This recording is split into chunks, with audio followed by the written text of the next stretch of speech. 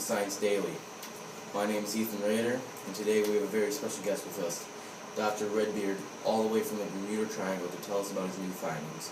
So let's just get right down to it. What is heat? Heat is the thermal energy that flows from something at a higher temperature to a lower temperature. What is specific heat and how is it used? Specific heat is the amount of energy needed to raise the temperature of 1 kilogram of some material by 1 degree Celsius. This is used to find changes in thermal energy. Specific heat is also measured in joules per kilogram per degree. Interesting. Could you please explain what thermal energy is? Thermal energy is the sum of all energies a substance possesses. This is dependent on mass, temperature, and what the substance is. Thermal energy always flows from a high temperature to a low temperature.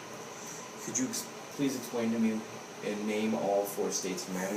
The 4 states of matter are solid, liquid, gas, and plasma.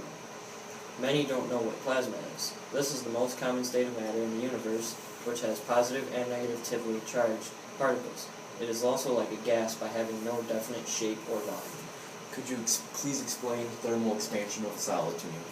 Thermal expansion of a solid happens on hot summer days most of the time when particles that speed up expand. This is why there are expansion joints on bridges, so that way the bridge doesn't break. And on most bridges they have metal joints together, and so when it heats up, it shrinks the distance between, so that way the concrete doesn't expand and blow up. Interesting. Could you now please explain to me what's the thermal expansion of a liquid and a gas? Liquid particles are weaker than solid, and gas particles are even weaker, so the same temperature would cause the liquids to expand more and the gases even more than a solid.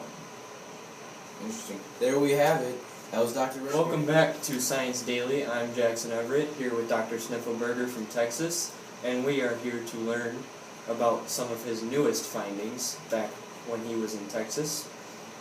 So, what are the ways to transfer thermal energy? Well, first there's conduction, convection, and radiation. In conduction, the particles move randomly and transfer thermal energy when they collide.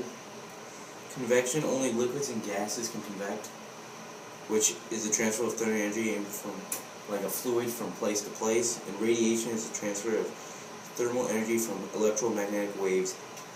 Heat is one of the types of electromagnetic waves. What is a convection current?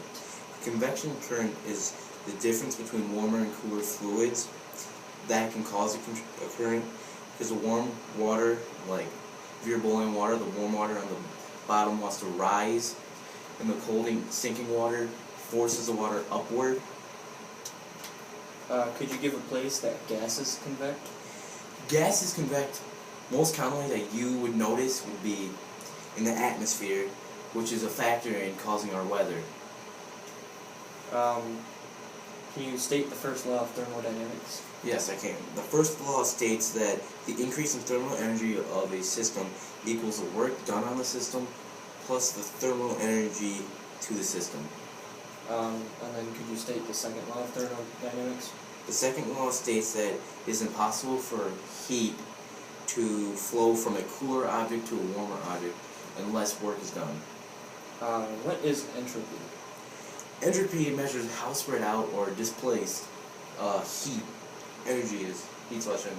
Right, and then how do these things relate to transferring thermal energy? Well, first of all, the first law relates second law relates because only warmer energy can be transferred to a cooler energy, unless it's the opposite, but work has to be done to do it.